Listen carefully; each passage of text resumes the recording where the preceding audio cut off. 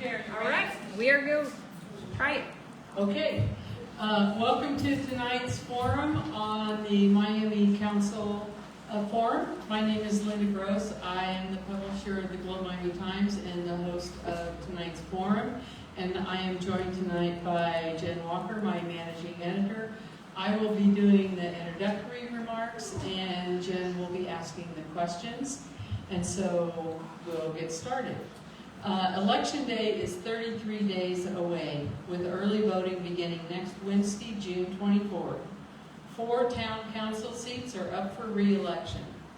There are 8 candidates running, including 4 incumbents. Incumbent Don Reiman could not be with us tonight due to a medical emergency. John Barajas could not join us tonight. So we are joined by 6 councilmen and candidates. We'd like to thank Bullion Plaza for generously providing the space for tonight's forum, and Bunny Kessler for managing our Facebook Live feed. Thank you to Angel Ruiz, Director for the Globe Miami Chamber of Commerce, for serving as our timekeeper. The purpose of tonight's forum is to provide you, the voters, with information you need to make informed decisions ahead of the upcoming election. The questions you'll hear tonight are based on our own reporting and research and include questions submitted by our readers. While candidates were given general topic areas in advance, they have not seen the specific questions. A few notes on tonight's format. Each candidate will begin with a 90-second opening statement. Then we'll move into questions. Candidates will have 90 seconds each to respond to the question. Angel will signal when speakers have 30 seconds with the remaining with a yellow card, and then when time has expired with a red card. Because we have so many candidates tonight, we really ask you to respect the time constraints. And when you see a red card, just wrap up the one sentence you're on so that we have room for the other candidates.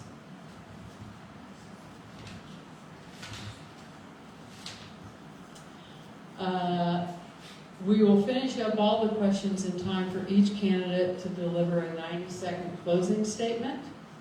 And the order of which candidates will provide their statements and responses will go left to right and rotate. So the first question we do tonight will begin with Angel and go,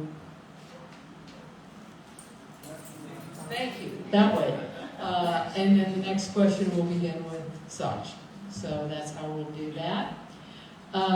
We ask the audience to please hold applause and reactions until the end of the forum. We also ask everyone here, candidates and audience members alike, to keep tonight's discussion respectful and focused on the issues. This is a forum for ideas and not personal attacks. As you listen, we encourage you to consider not only what candidates say, but how they say it, their understanding of local issues, their priorities, and their vision for this community. Your vote is one of the most direct ways to shape the future of Miami. And we hope tonight helps you make that decision with confidence. So let's begin, and I will give the floor to Jen, and then she can manage the candidates.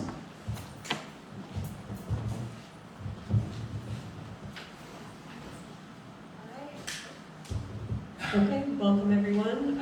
I believe we are going to start with opening statements. I think we did start a couple of minutes early. So, yeah, we have 2 minutes until 6 o'clock, but I guess we can go ahead and get started with opening statements. So for this round of opening statements, we'll just go left to right. So if I can start with Councilman Medina, please, and you'll have 90 seconds. Yes. And the microphones are all turned off, so when you grab it, you'll have to turn it on. Like that? Yes. John Barajas showed up. My name is Jose Anil Palomar Medina Garcia. Everybody knows me as Angel, so I like the way she introduced me as Angel, just like the other Angel. A little inside information, in the Hispanic culture, if you have the same name, you share the same name, you're either a tocaya or a tocayo. So that's my tocaya over there. Anyway, I come from here, born up on the mountain there in 1958. Because of the copper crisis, my dad moved us all over this area, mining, local mining. And then we went down to the valley. Got my education there at some fantastic schools down there, Middle School, Phoenix Union. Graduated there, high honors, won the top mechanic award there. Come over here looking for work. Everybody here wanted me as a parts washer. I said no. Eventually, a dealership that was here years ago, Chrysler dealership, T&M Garage, picked me up as a mechanic. Okay. Anyway, I'll stop right there to keep the thing going. I got a little bit more. Well, I don't have much other to say than the reason I'm running is to continue my legacy, you might say, of helping this town continue. My involvement with this town goes all the way back to the 60s. Actually, before I even moved back up here, I used to keep up with what's going on in the town of Miami, and we're done. Thank you. There you go. Ready? My name is Michael Sosh. I'm a born and raised native here in Miami, Arizona. My family is originally from Kentucky. They moved out here for health reasons because of my brother. Graduated in 1974. Went to work up at the copper mines right after I got out of high school. And when they shut down, I went to work for the Arizona Department of Transportation. Got in my 20 years with them and retired. I want to run because this town needs leadership. We need to prosper. We need to get new businesses in here. And being on the town council is a way for me to be able to do that. Thank you.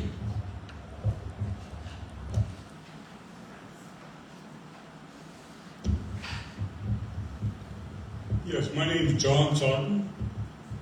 Please excuse me if my speech is a little unclear. I recently had major surgery, oral surgery. My name is John Soderman. I have lived in Miami for 76 years.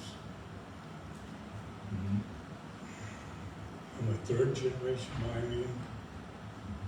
My grandfather built the Soderman building on Chisholm Avenue in 1920. I was born here in Miami. I attended Miami area school and graduated from Miami High School in 1966. I did Eastern Arizona College for 2 years and married my wife in 1968. I attended Phoenix College earning an AA degree. Then on to Arizona State University earning a degree in secondary education.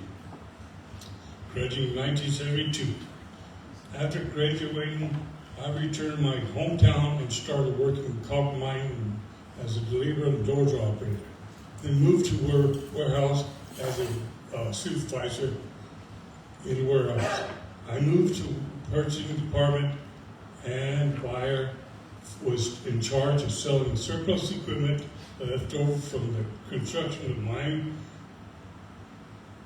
Pinto Valley Mine, then took an apprenticeship. You're done, John. Thank you.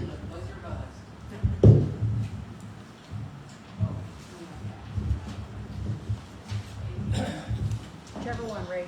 Okay, good evening, everyone. I am Ray Webb. I moved our family in business here in 1999. We've raised 5 great kids and showed them the importance of community involvement and volunteering. I have been an active scout leader for more than 30 years. I served on the council for 2 terms, and our efforts working together proved very productive. Health and safety are my main concerns. During that time, I worked on blight issues, found funding and provided other support for our police department, started the process of a new wastewater system. Following my time on the council, I served on the Wastewater Advisory Board, overseeing the project rebuilding our old wastewater system. I am currently a member of the Historic Preservation Board. I see the town moving forward, ready to grow, and I want this opportunity to help. I support historic preservation. I support local businesses. I encourage new business. I support the arts, music, film industry, and the economic development tourism brings.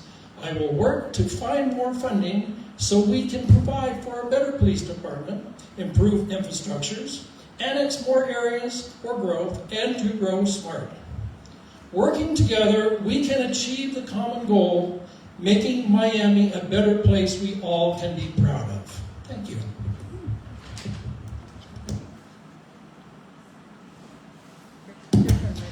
Hi, my name is Rick Hall. I am not a Miami native. I'm a relative newcomer here. So thank you for this opportunity to introduce myself. I'm a small business owner, independent cabinet and furniture maker who believes strongly in investing in the community that I have called home for the last couple of years. A few years ago, I purchased a historic building and renovated it next to the Keystone Staircase in downtown Miami. That project sparked a deeper appreciation for this town's history, its people, its character, and its potential. Later, I purchased a residence on Gibson Street that I presently call home, and I'm currently renovating a second downtown building on Sullivan Street that I plan to live in once I have it renovated enough, and have become increasingly involved in civic issues and community improvement efforts. One of the projects I have created and promoted, along with Krista Jennings, is Trashy Thursdays. It's a grassroots community cleanup initiative that encourages citizen activism and demonstrates how positive change can happen when communities stay active. We have hauled multiple trailer loads of weeds, garbage, and gravel from the downtown area. We have also coordinated with Public Works to assist with post-flood cleanup efforts. If elected, I want to support policies that strengthen zoning and planning efforts within our historic downtown district, as well as the greater Miami area, encourage responsible development, and work to create an environment where businesses can succeed.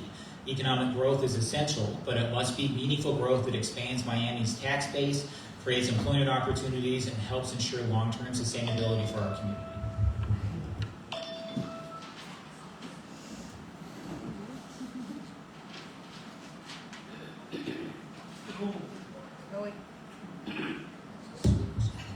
Hello, my name is Dan Moat. I've been on the council since 2018. I did one term as a vice mayor, and I'm also a civic volunteer for most of my adult life. I've been a leader of youth, been a scoutmaster for many years. I produced 2 Eagle Scouts as a scoutmaster, and I've been Little League coach for 14 seasons. I've also been Tri-City Fire Department, first responder, EMS, for 16 years here at Tri-City. And I want to start by saying that I started at George Washington School here in kindergarten and went to first grade. Then my dad started a construction company. We moved up to Oregon and Washington.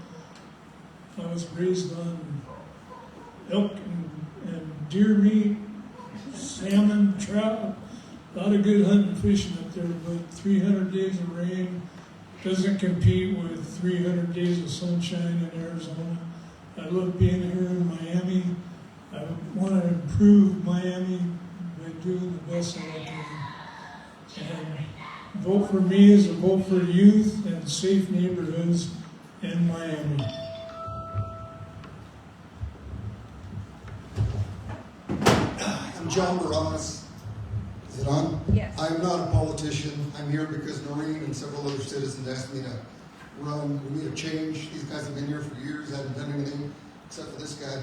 So vote for me. Try to make some changes.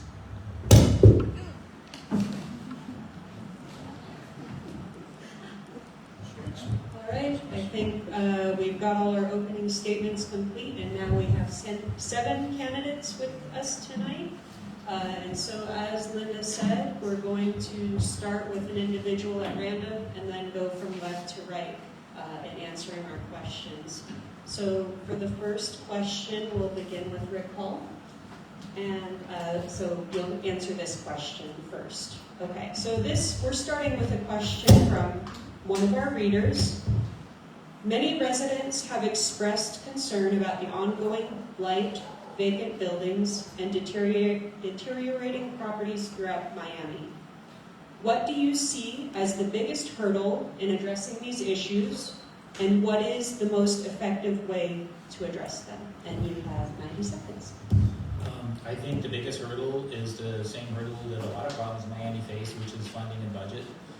There are methods to put pressure on property owners that are letting their properties stay in an unmaintained state, but those methods require legal efforts, and those legal efforts require spending money with the town's attorney to enforce. So outside of that, there might be some creative methods that we could pursue outside of town government that might help that. I feel like there's a place for some nonprofit efforts to try to help that effort. If we could get a functional nonprofit in the Miami area to start making offers on these properties and act as a middleman to get these properties out of the hands of the current owners that are letting them just sit and be in a state of disrepair, then we can either donate those properties to town or resell those to another owner that would actually do something with the property. So I think the town's hands are really limited because of budget constraints. There are some things they can do, but I think we really need to activate some third parties to try to fix this problem. So from the opening person, we'll go to your right and then. Yeah, Turn it back on the side.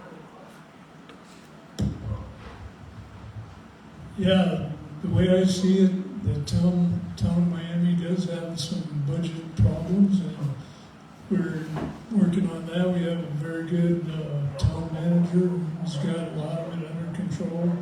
I know that we do have funding and a lot of state and federal funds that we do work on. The way that works is we put it in the budget, and there's a long list of where the money goes.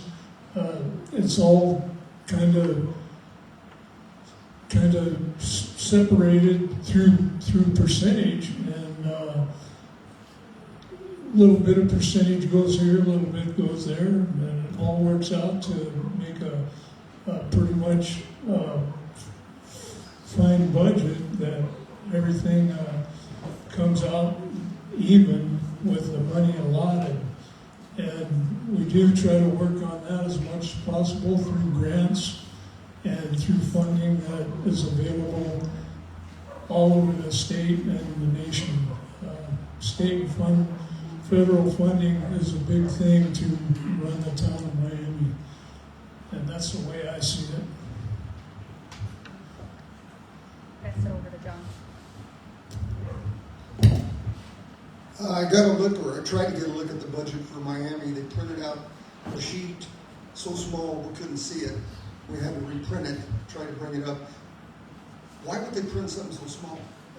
Let's be a little more open and print something that everybody can see and read. We need to start with honesty first of all. Can you turn your mic off when you do that? We'll come back around to each one.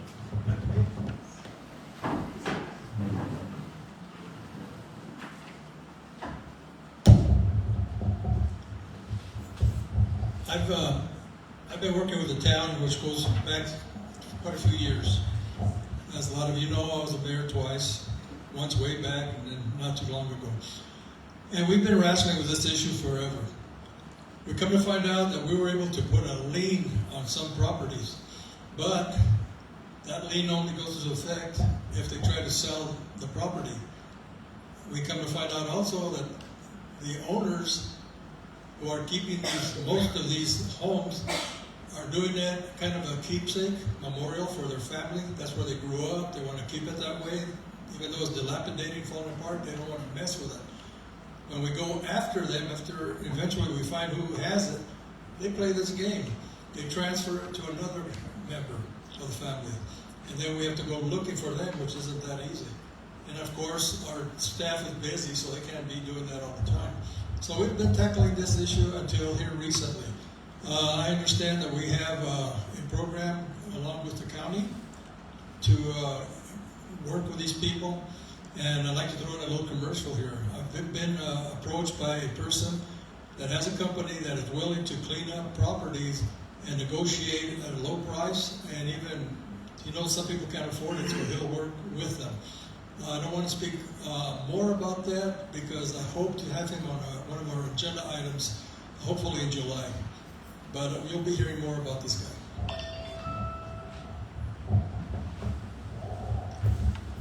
my opinion, the blight issues have to start with the homeowners and landowners. They're the ones that have got to make an attempt to either sell the property or fix it up. We have many buildings here that are actually fire hazards, and when one goes, there's going to be 2 or 3 more of them to go. So until the town can get the money to at least take care of the ones that are fire hazards, I think the owners of these buildings, whether it be personal or business, they need to step up and take care of these buildings so we don't have to worry about using our money for it. Thank you.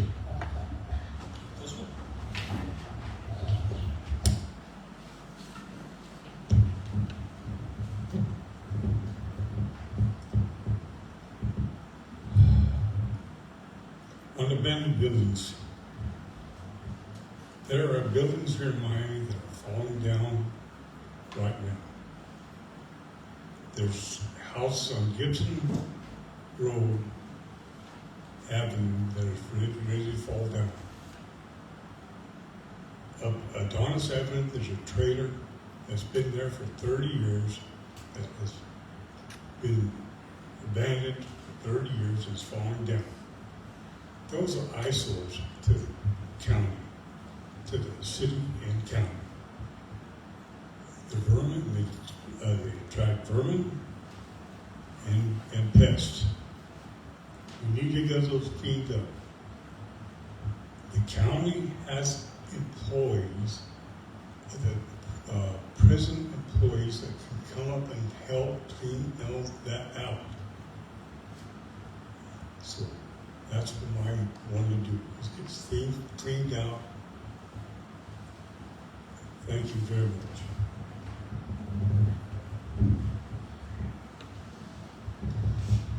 Yeah, this is one of those issues that has just kind of really drug me down, because there are commercial property owners that are sitting on these properties thinking these are investments, but they don't do a darn thing with them. They just let them sit. And I can't imagine, if you think that's an investment, just to let it sit and rot just doesn't make any sense. Others can't afford to fix their properties. I understand that. And there should be some help out there for those people to be able to fix up or clean up their properties. With these commercial buildings, the town lacks the legal rights to do a lot of this.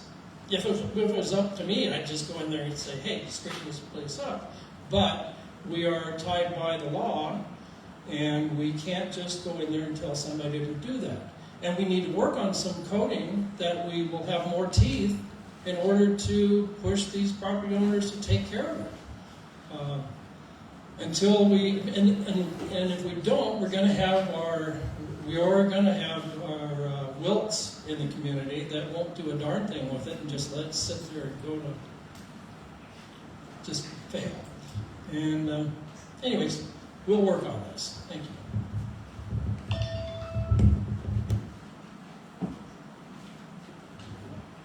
I believe everybody's answered our first question, so we'll go ahead and move on to the next.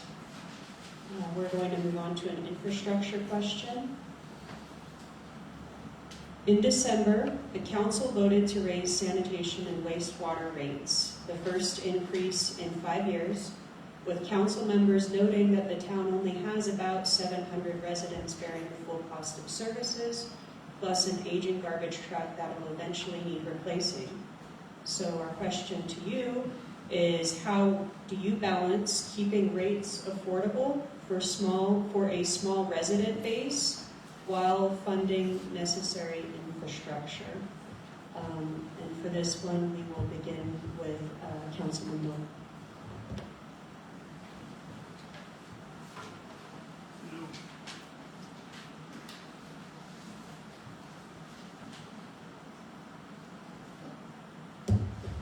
Yeah, the way I see it, I'd want to protect the water in Miami. We do have a lot of water that we have to protect. It's mostly groundwater, where our water comes from. Not too long ago, the Van Dyke Mine Company was drilling all over the town of Miami. And they came to the council and they wanted to inject acid into the groundwater. They wanted to drill through our aquifer, which is right here on the end of town. It's a very large aquifer. And they wanted to drill beyond it, underneath it, and inject this acid. They came back 2 times to beg the council to let them inject this acid into the ground. We voted them down twice. There is a underground stream that flows through Bloody Tank's Wash. It used to run year-round, but now it's all trapped by the mine. All that water goes into the mine. It watered the wheat fields out in wheat fields back in the 50s, and it ran all the way down to Ash Creek into the Salt River. And that's how we got the bloody tanks, from that underground stream. The price of water that we did increase on the council, but it's all for the good. It's all for everybody's good. Thank you. You're good. I think we should ask the mines to give us a hand with the water supply. We've got our aquifers pretty well contaminated underneath the town, as we all know that. Maybe they can help us out.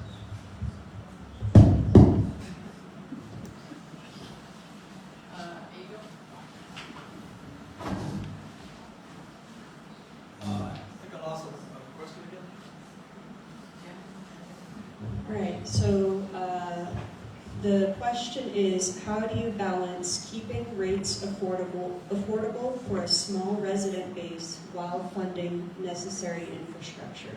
Did that on purpose. Did that on purpose so the folks can hear it again.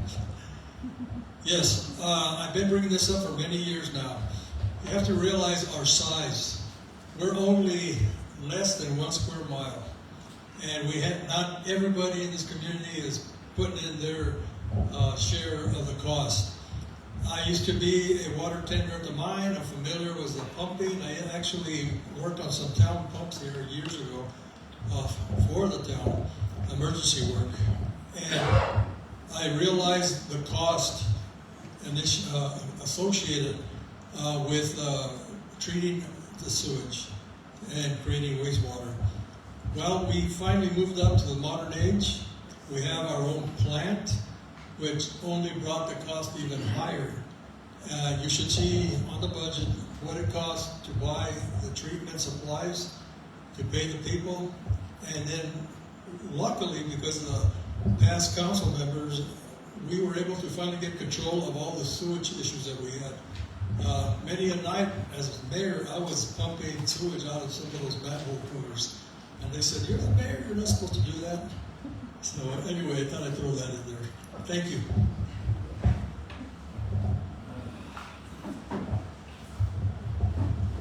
A big part of our infrastructure is our sewer system. It does our water.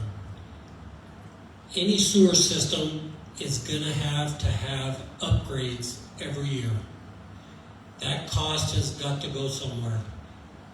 I have a house here, I also see it. I think now that the new budget has come out and we can do very small increases every year instead of a large one every 5 years, that'll definitely be a help. This way you can see a small increase and know that a lot of it's going to repair and take care of our sewer plant. The water itself, I haven't seen an issue with it. I understand what Van Dyke's trying to do. I'm not opposed against it, but I'm not for it. I think we need a lot more material on it to understand exactly what they're trying to do. Thank you.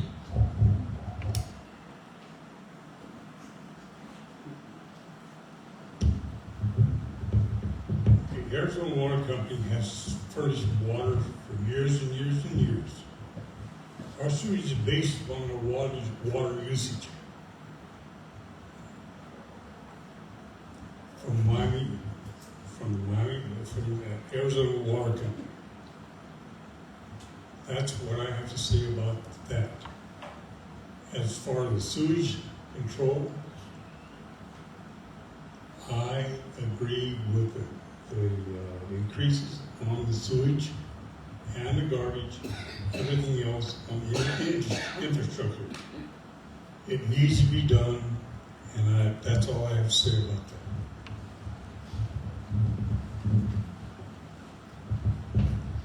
Yeah, the rate increases hurt us all.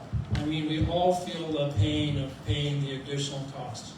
But it comes down to the numbers. We have a small community, limited number of people, and a sewer system that we did improve, but like has been said, it costs money to maintain it, and we should have a contingency fund in place, so if something major comes down, we can cover the costs.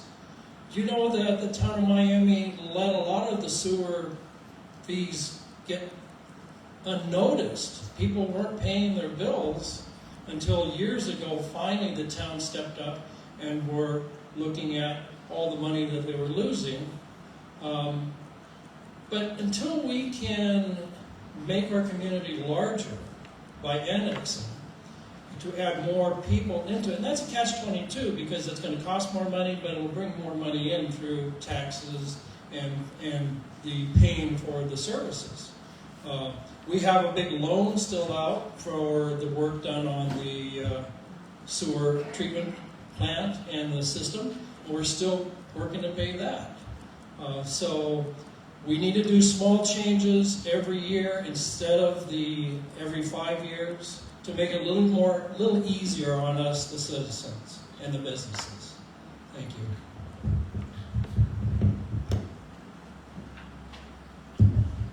I would generally agree with a slow incremental increase in rates. But there's a reality. I mean, I've lived 3 years of town budgets for Miami. If Miami was a business, it would have been insolvent years ago. I mean, this town is walking around begging for federal and state money to stay barely functional. The sewer system has to pay for itself. We can't expect the sewer system to run at a loss year after year. It will just continue to deteriorate. It may not be popular to have to raise rates, but it's a reality of keeping the system functional today and tomorrow and in the future. I'm paying sewer and garbage fees on 3 buildings in downtown Miami. And what I'm paying there is for the level of service I'm receiving is basically twice what I was paying in Phoenix when I had property there a couple of years ago. I had much better service in Phoenix. I could take my garbage to the dump quarterly, take a trailer, the level of service was much greater for what I was paying in Miami, but they're distributing that cost out amongst 1.6 million people in Phoenix. So it's just kind of a bitter reality of a small town with a limited budget. We have to keep the system functional, and it costs money to keep it functional. If it's running at a loss, that money has to come from someplace else. And there's no place else in Miami to pull that money from.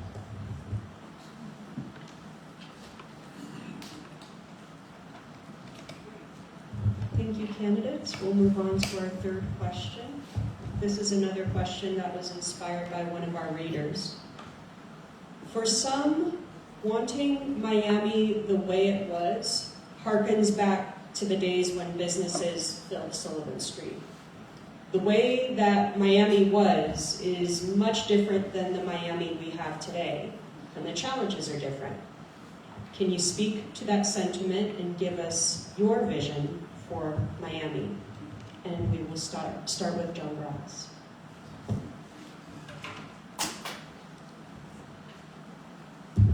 Well, really, I don't have a comment on it. I've lived here all my life. I've watched it grow. I've watched it go down. I've watched it come up and down during strikes, during everything that affected our town. I live here because I love it here, not because it's a big city or because everybody else likes it. It's just our town.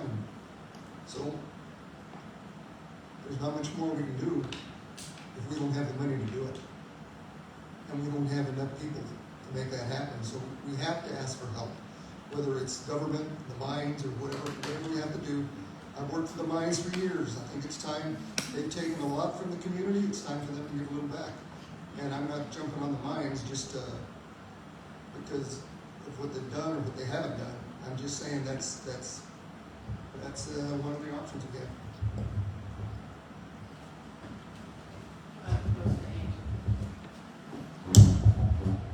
again, I go way back. That height. Anyway, I keep telling people they find it hard to believe or understand that I'm a diagnostician. I trained as a diagnostician in high school. Every class that there was that was associated with diagnostics, I took it. I graduated as a diagnostic mechanic.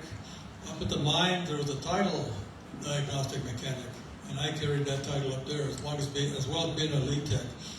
Anyway, being a diagnostic person, when I lived in Phoenix, I would come up here pretty periodically. It took almost 2 hours from my house right up to Superior. Now you can do it in just a few minutes practically. And I think that is what really hurt this town. The new highway, the straightening it out, they took all the curves and dips and everything away from it. Now people drive to the valley 75 miles an hour average. I know because I do it. Don't tell anybody. But anyway, because of that, a lot of our businesses and the like went that way. I can tell you another scary story, but you don't have the time for that concerning the Ray Mine and Sonora issue. So I'll tell Angel one of these days, maybe she can carry it. Thank you. Well, as a born and raised native, I'm the same way. I've seen this town up during strikes, back down. I think the biggest thing that hit this town of Globe, Miami is when the mines completely shut down for almost a year. Everybody left. Nobody's come back. Businesses have shut down. Buildings are just sitting there. We got to get buildings back up. We got to get businesses back up. My opinion, how are we going to do it? Until you can get the population back up to where we can have housing, to where people do want to come and move back here, you'll start seeing changes. But until the population comes up and some of these buildings get to reopen, it's going to be hard. And I agree with John. We need the mines to pitch in as much as they can to help us, maybe with the blight issue, and to be able to get some apartments or housing built here somewhere. Thank you.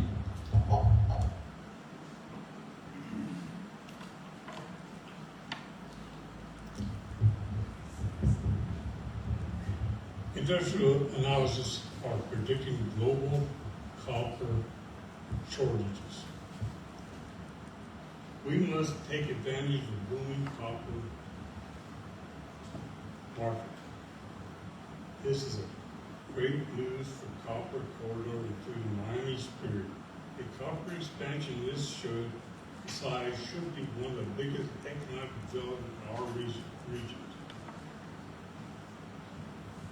Housing is one of the top priorities of our strategic plan, Miami and Global Miami. We see high demand for housing market, and I want to be sure Miami gets its fair share residents, business, and growth over the next 3 to 5 years. This copper industry is going to boom, and it's going to improve our business area, our town, our downtown area. Thank you.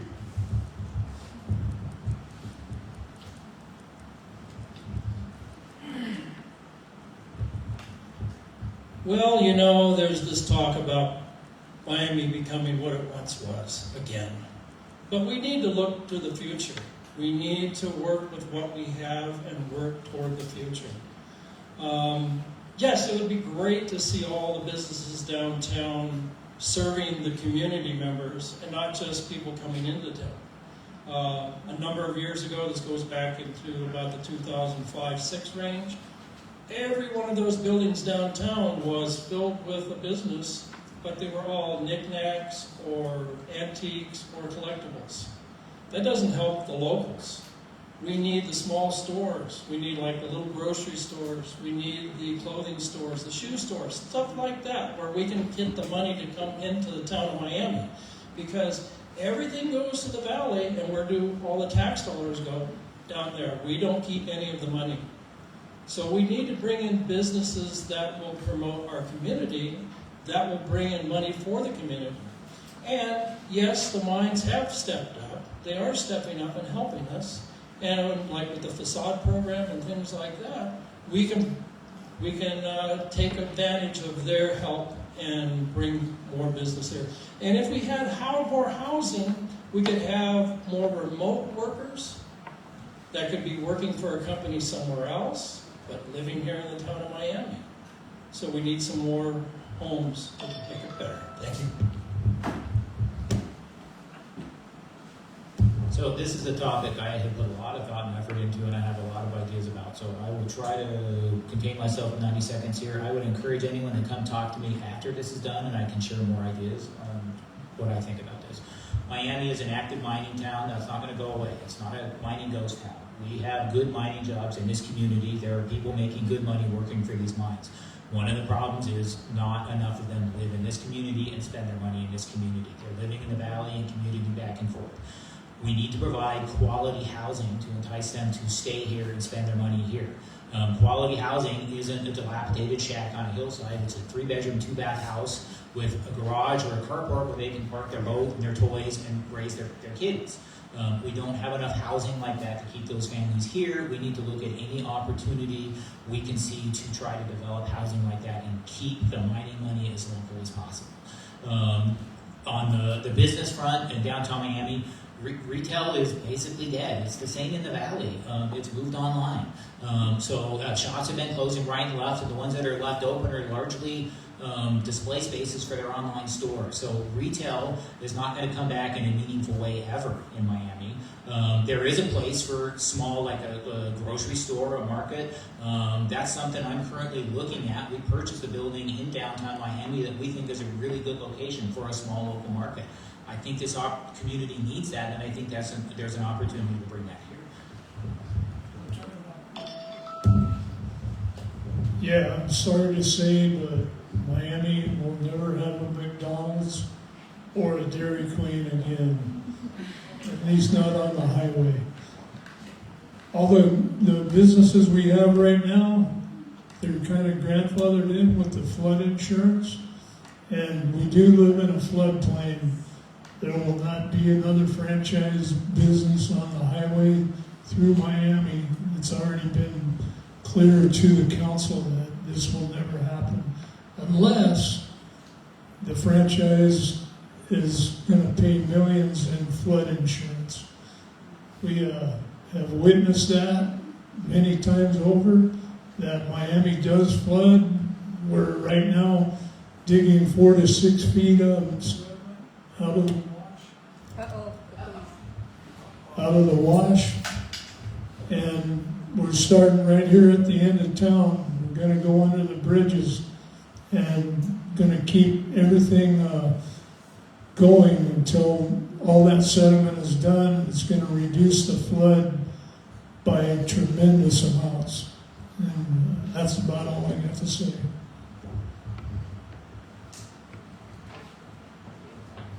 All right, thank you, candidates. We're going to move on to our next question. How important is it to you to follow established guidelines and town code? Do you believe effective leadership means finding a way to get things done within the system rather than around it? And how well would you say you understand the rules of government?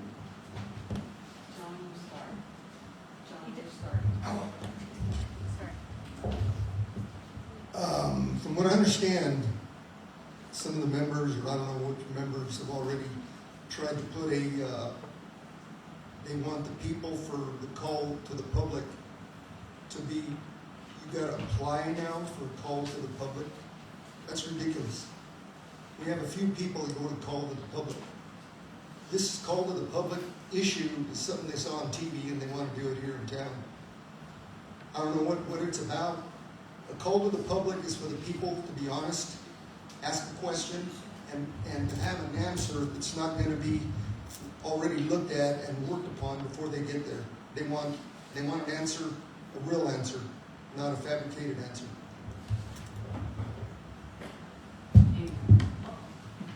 Now it's my turn. Again, the question was following the town code. Yeah, so the question is how important is it to you to follow established guidelines and town code? Do you believe effective leadership means finding ways to get things done within the system Yes. rather than around it? And how well would you say you understand the rules of government? That word, leadership, I got a vision of one person trying to make a change. It doesn't work that way in the council. It's the council that makes the change. You can throw in your 2 bits in there and try to convince the other council of thinking your way. And usually, if you do your homework, you'll leave it up to staff to help you look at the code. Maybe it's covered already, what you're looking at. And on the issue of the call to the public, just so that you'll know, it is not a right, it's a privilege. We need to be careful of that because it's possible that it could be taken away. Okay, check into that yourself. But anyway, code is very important, especially like Blythe. If you really notice, though, we don't really push hard on town codes. Yes, we're very liberal, I think, which I think is good because a lot of people can't really work with a town code that doesn't fit their budget, for example. But anyway, it's hard to get all that in just a few minutes. So, thank you. In my opinion, codes have to be followed. It's basically the law. It's what we adapt to run our town. There can always be conversations about codes that can be changed for the better. We don't want to be for the worse. So, in my opinion, a code is something that has been set to actually protect the town of Miami, where we don't have to fight legal issues about it. Thank you.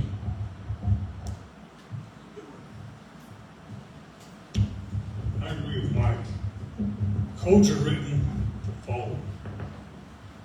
There are building codes here in town for blight.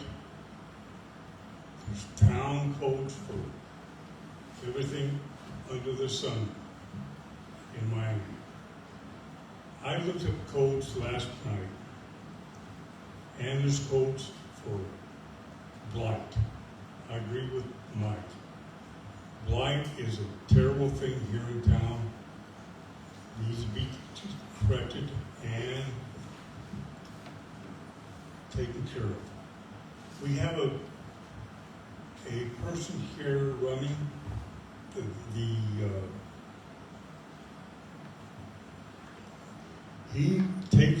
he's the person that runs the town, makes sure that everything is run right in the town. So he is doing a good job, and I do appreciate his job. His name is Mike. His name is Mr. Mariscal. Thank you.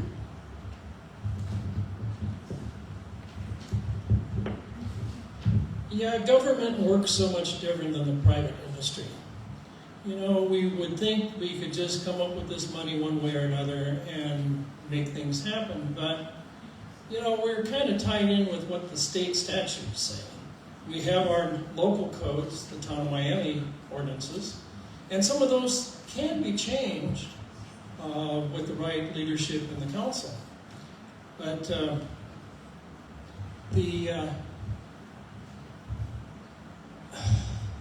I went blank here.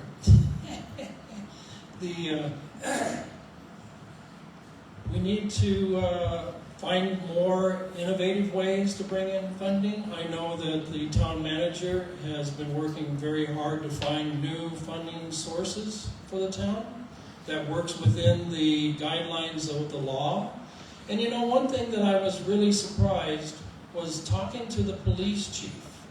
You know, there's talk about raising more money by raising fees for violations on the highway, but we can't change that. We can't, as a town, change what we charge for those costs, those fines, because the state has put this limitation on it.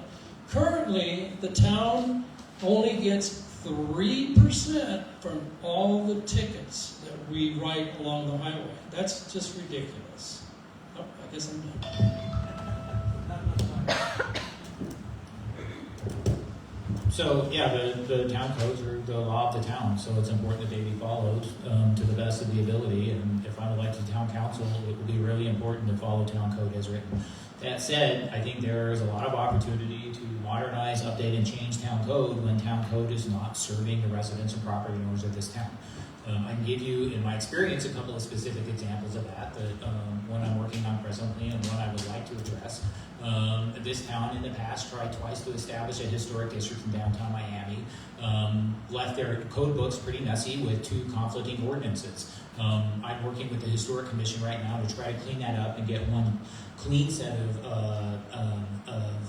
policy that we can submit to town council, so hopefully we can have one clean established set of code policy for a historic district in downtown Miami. Another area where I think the code in Miami is messy relative to what I'm used to working with in Phoenix and Scottsdale and Paradise Valley in property development is the building permit process here. There are very few exemptions to a building permit for a property owner in Miami for like routine property maintenance. If you follow the letter of the code, you should get a permit for every little thing you do in your property in Miami, whereas Phoenix and Scottsdale and Paradise Valley have like 3 pages of exemptions for routine maintenance, like painting your house, replacing a piece of rotten fascia, replacing a toilet, and things like that. Yes, I agree with Mr. Medina. There is codes and codes everywhere. No matter what level of political you're in, the small town of Miami, you got to go by the codes. We got to go by the laws. Somebody's saying that you're breaking the law, better prove it. I know that we have people that come to our meetings that do not respect the code of conduct, and I'm working on right now to change that law, that we can also get a permission to speak slip that'll be handed into the clerk, that'll be handed to the mayor, and they'll be called up to speak. It is not a thing that you can do, but the town council can take that right away from the public by speaking. And if you don't respect the code of conduct in our meetings, you will forfeit that right.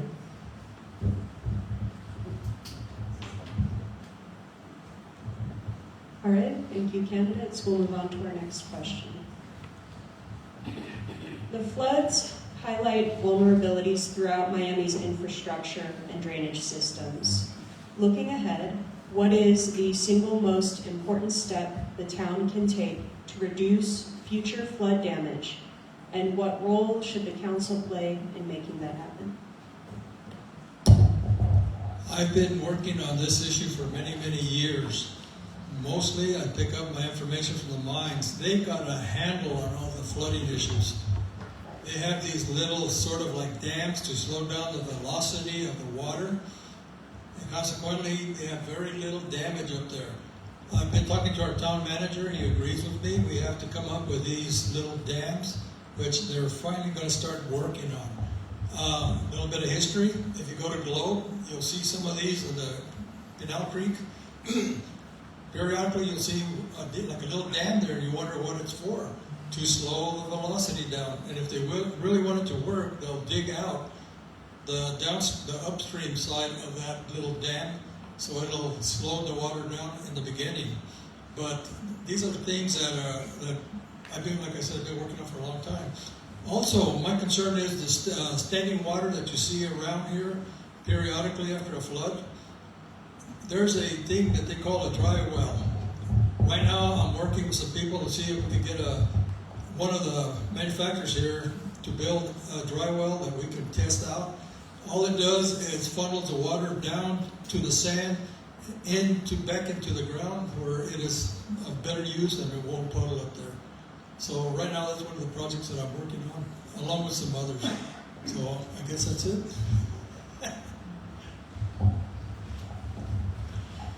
As we all know, the burn scar has not helped this town of Miami. When they let all that area up there burn, the water has nowhere to go but down our creek. As you'll notice, the creek is being worked on right now. They're starting on one end and they're going to go all the way up past Bloody Tanks. So I think that's going to be a major issue. For just a personal person, there's not a whole lot we can do, but it's going to be up to the town to make sure that when this area gets cleaned, it stays clean. And building the dams farther up, the creek up by Schultz's Ranch in that area to slow the water down will help out quite a bit. Thank you.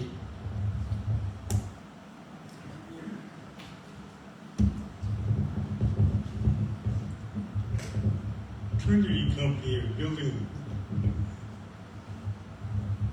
Company is building dams at Smelter Canyon, Adonis Avenue, and the canyon down below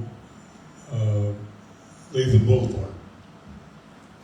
That is controlling flood control.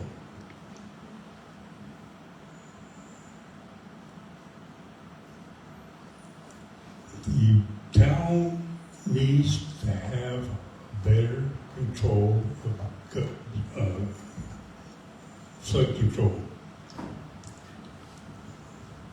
So that's what I have to say about it. Thank you. This is one of my pet peeves. I look at a lot of this as just lack of maintenance. Over the years, the Bloody Tank wash has filled up because of the drainage just pushes more silt and rock down the wash. And I raise hell about it, and I'm like, no, it's the Army Corps of Engineers won't let us dig in the wash. I'm like, why not? We just need to do it. There where I would be breaking the law because I would say we need to clean this up because this is our safety involved here. And he's talking about dams.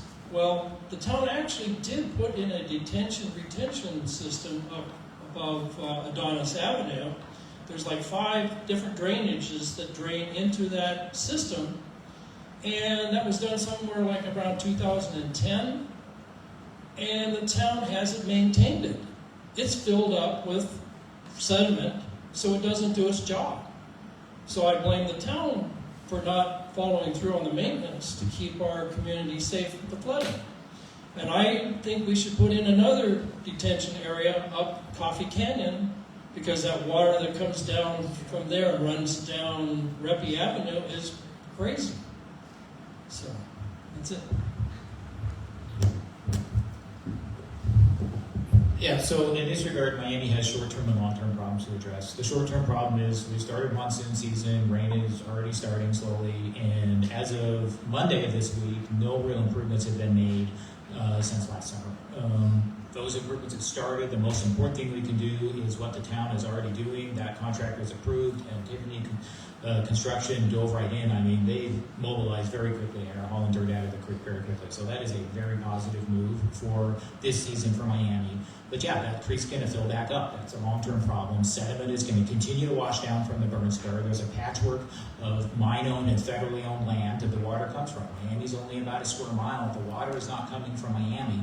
It's coming from land that's owned by other entities. So the role for council and members of council is, number one, to support whoever the town manager is in communicating with those entities and try to proactively control the water before it gets to Miami and do everything we can to slow it down. And then the role for a council member is to try to proactively communicate with state government and federal government for the same efforts to try to bring money and interest into Miami. We have one of the only functioning smelters in the country. I would like to see that leveraged as a mechanism to get more federal attention on Miami for our flood control efforts. We have an administration that talks a lot about self-reliance. Let's focus on that and try to get more interest in Miami to control this.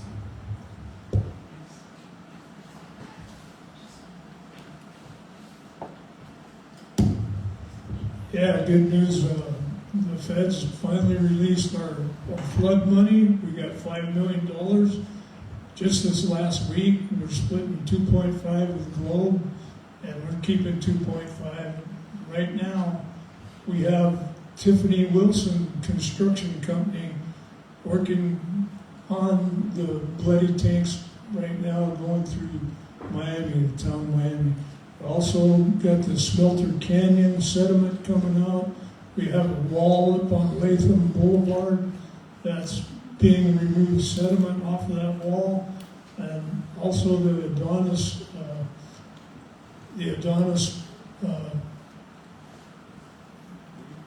camp up there that is a reservoir for the flood coming down Adonis. If you ever seen Adonis Avenue during the flood last year, it looked like Adonis River. That sediment pond got totally filled up. They're working on Mackey's camp out there also. That's a gray area. There's utility lines going under the creek that they have to be very aware of. And I know that 2.5 million isn't quite enough, but it's a start, and we got a long way to go.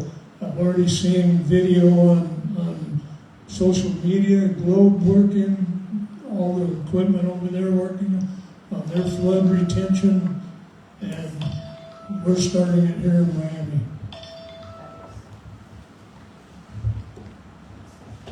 Yeah, the monsoons take their toll on our community. And this summer we had some of the worst floods. Loomis, Latham, there's still piles of sand everywhere. And my concern is that why in the world are we spending money on dams when we can't even put an air conditioning unit in the police department? They've been without air conditioning for 2 years. I mean, what's going on?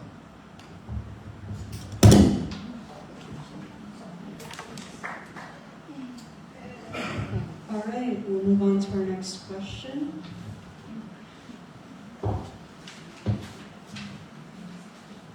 Okay, this is a question from one of our readers again. What is one policy that you will strive to implement that you feel will help the people of the town of Miami, and why? Start with Councilman Sosh.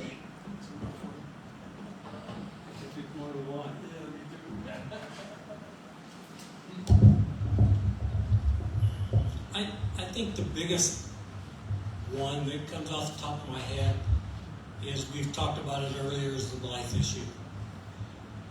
I'm more worried about fires, homeless people getting in these buildings that are completely vacant.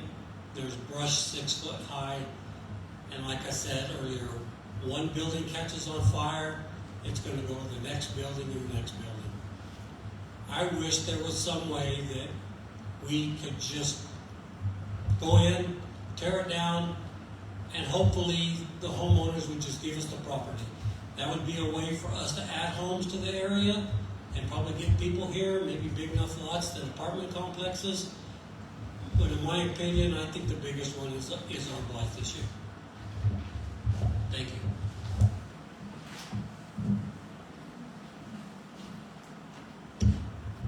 I think the biggest issue here in Miami is town protection. Police department. Police department has no air conditioning, has air conditioning for 2 years.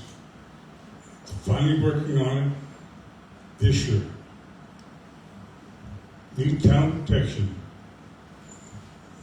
Police department is losing police officers. They need help with the police department facility.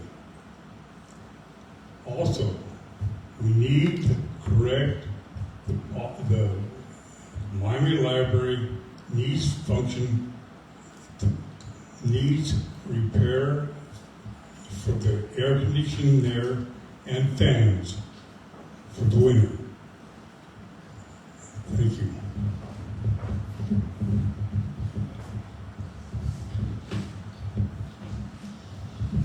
This is a tough one because there's multiples. You know, the abandoned buildings, the blight that comes with abandoned buildings, we have to find a way to put a stop to that and bring these buildings to occupancy. And I don't want to see buildings torn down because we have historic, buildings here. So I don't want to see things like Rick and I are on the Historic Preservation Commission. We want to see whatever we can save because of our history. But the other one, when I first ran many, many years ago, it was health and safety. You know, we have the sewer system fixed, basically, but the police department needs a lot of help. When I talk to the police and we're running on reserves, I don't think that's a good thing.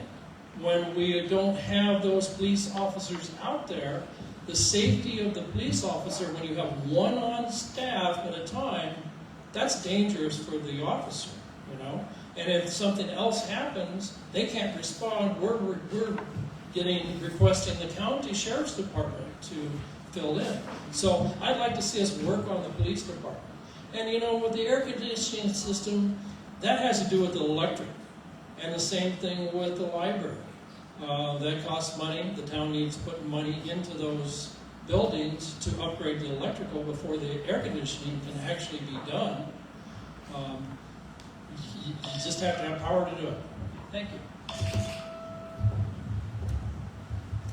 So, if I remember at town council, I would be wanting to focus on policy changes or policy enforcement that could positively encourage responsible development and redevelopment within Miami. I think as far as the blight issues are concerned, there are a fair number of ordinances on the books. There's room to improve that, and town council could write some new ordinances to add to that, but we need to enforce the existing ordinances to begin with, and even getting existing ordinances consistently enforced in this town is a problem. I think one of the things that could help with that is the building permit process is not very opaque or transparent in Miami, and the requirements for when you need a building permit, as I mentioned earlier, are really broad in Miami, and most other municipalities have a very long list of exemptions that cover routine maintenance. So I think that's an area to add to code a little bit and say, hey, you can do all this work on your property that's just routine maintenance. You don't need a permit for this, and you don't need our building inspector to come look at that. So our building inspector can instead spend his time focusing on these blight properties and trying to actively enforce the codes we have on the books to try to fix that problem. Yeah, I work directly with the Miami PD. I'm a neighborhood watch crime captain. We started out with 2 neighborhoods. We're now taking on the whole town. We had so much response from people selling drugs, drug houses, suspicious activity going on. I'm here to say that since I started in September, we've got rid of 2 drug houses. We're looking at a couple more right now. One of them just up and moved away. I don't know. He hasn't surfaced yet, but yeah, working with the Miami PD, we definitely need help, and we're here to help out with that. I know that by the response through the town of Miami, we are getting control of a lot of the suspicious activity going on. Just recently this week, we had graffiti on the back wall of the library and the wall of the Christina Apartments. That is a big notice. People were thinking, oh, the gangs are back, they're coming back for the summer. That's not the case. There is no gangs in Miami at all anymore. There used to be, but with the town of Miami and neighborhood watch, everybody is aware of what's going on in Miami, especially in my neighborhood. Dan, I'm not sure what community you live in, but we have a drug problem. We have a gang problem. It's everywhere. And yeah, I'm 100% behind the police force.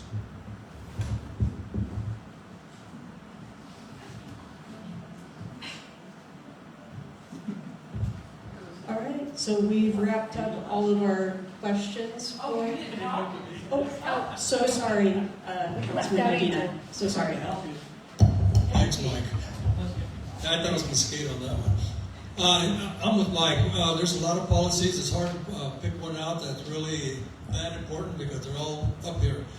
But I think Councilman Sosh and I are going to team up and try and do something about this high-speed condition that we have through our community and on into Globe. A lot of disrespectful people coming through town, And in my opinion, one of the most dangerous are these heavily loaded industrial trucks, 18-wheelers, that don't have time to stop when they should. And what adds to the problem is the fact that we have two stoplights not that far apart. So they try to time themselves from one light to the next. I've sat there and watched them. They don't have time to stop, and they'll run a red light, and luckily nobody is crossing at that time, because there's no way that truck can stop with all that load that they got.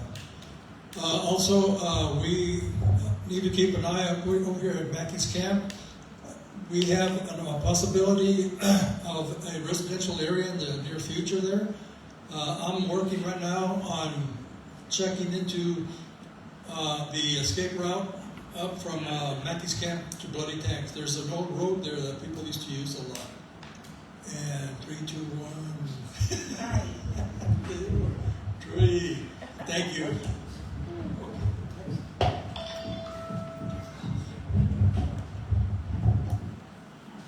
Okay, sorry again about that. Now, I believe we've gone through all of our questions, and we will move on to closing statements. All right, and so as a reminder, you have 90 seconds for your closing statement, and we'll go ahead and start with John Soderman. I've attended council meetings for some time. I know that there is no cohesion within the council members. Each council member has his own agenda. If elected, I will try to promote a more positive attitude. Hopefully, working together as a council will be more effective to the town. Each member should be assigned a specific area strategic plan, which includes housing, blight, economic development, police department, Miami Library, senior citizen, and roads, and given regular progress reports. We as a council should be more responsive for the needs of the people of Miami. Our residents are unhappy with the lack of attention to the basic needs of the town. A vote for me will ensure an honest, trustworthy person on the council. I want to be a council because I am a concerned citizen of the town. I'd like to thank Jim Walker, the Globe Miami Times, and the Globe Miami Chamber of Commerce putting on this forum. Thank you.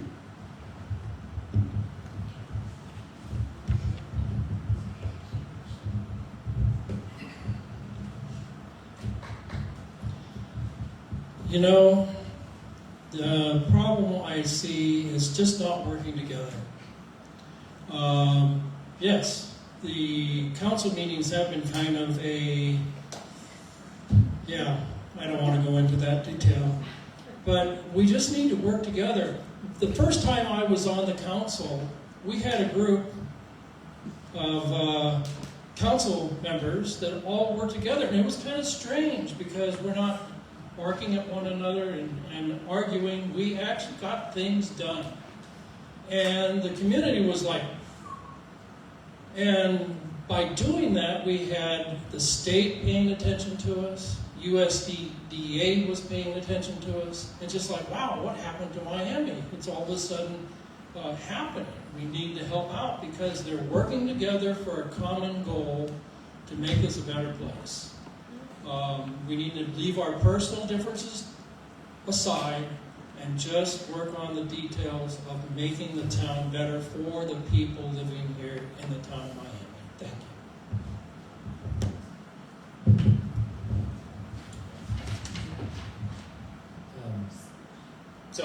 So as we're looking to the future of Miami, I think there's a lot of promise here. I think that we can honor the history of Miami while embracing responsible growth, support local businesses, and attract new investment. And most importantly, I think strengthen our community by encouraging greater citizen activism. My experience as a small business owner, community volunteer, and vice chairman of the Historic Preservation Commission has given me a practical understanding both the challenges and opportunities facing Miami. I know what it takes to invest in Miami. I've done it myself. I've chosen to put my time, money, energy, and resources into this community because I believe in its future. I bring something to the table in Miami that I don't believe anybody else in front of you does right now, which is I have a partner who is pregnant. I will be bringing a child into Miami, and I want this to be a place I could actually raise that child in proudly. I don't believe town council's role is to create obstacles.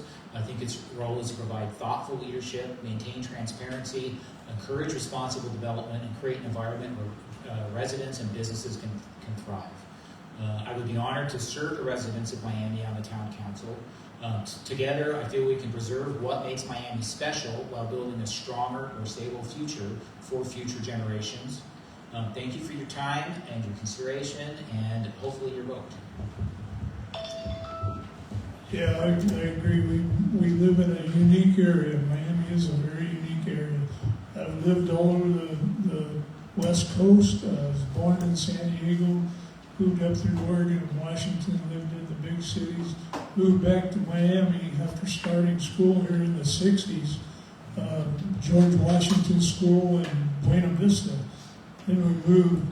But I came back in 74. My dad wanted to retire at the Inspiration Copper Company, and I retired from the same property. And my son is working there right now in the smelter control room. We have mining on the left. We have the forest on the Tonto National Forest behind my house going up to the canals. They're kind of landlocked, and we need to start trading some land off or building more houses in this area. My son commutes from Santan Valley to work here, and if we had more housing and a little more better economy, he would want to live here. I know him for sure.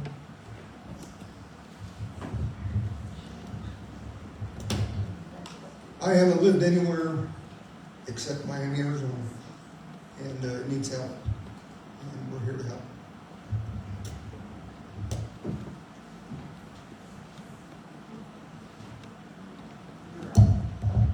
Again, I remind you that I keep saying that I'm a diagnostician. I evaluate things, I study them deeply. Through the years, we've had consuls that weren't bad, but they made bad decisions. We've lost our dispatchers because consuls making bad decisions. We almost lost the swimming pool because of consuls making bad decisions. Back in the past, we lost our high school. They tore it down because of bad decisions. Well, anyway, with that in mind, I've noticed different councils coming together. And in my opinion, now this is my opinion, the council that we have present is working smoothly, in my opinion. It looks like we don't get along. It's because we have differences, but we discuss it, and then we vote. One person doesn't control the council. One person does not control the council. A lot of the council members that you asked them, they might have gotten on board, because I saw them come on board, with the idea of making changes. They were going to make changes, and man, did they find out that it doesn't work that way. So my message is, I would keep the current council there, because one term or two is barely enough to make a well-seasoned council member. And the ones that I know are very approachable. You guys can approach these council members and discuss things and bring it up to them. And what I recommend is that you bring your issues to the town council. Thank you very much.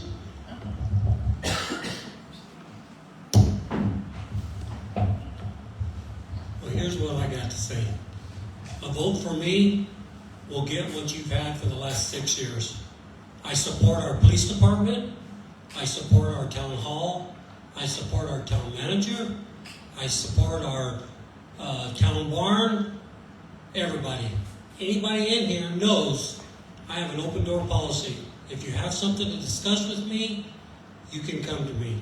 Whether it be in the grocery store, whether it be on the corner street, it doesn't matter. If I'm coming out of the town hall meeting and you want to talk, we can talk. So Give me your vote, and you'll get what you've gotten for the last 6 years. Thank you.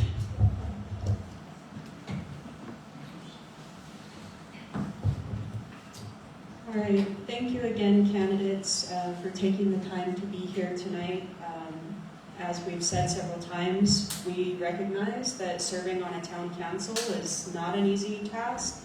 It's a hot seat, not many people would willingly choose it, and so we really appreciate those who are dedicated enough to take this on. As a reminder, the last day to register to vote is Monday, June 22nd.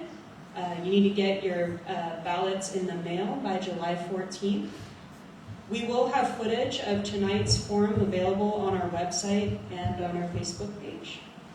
And if you have questions that did not get answered here, reach out to us at Globe Miami Times. We do have several reporters who cover politics, and they will be happy to look into your questions. But we do want to hear from you. Thank you again, everyone, for joining us tonight, and please go ahead and give your candidates a round of applause.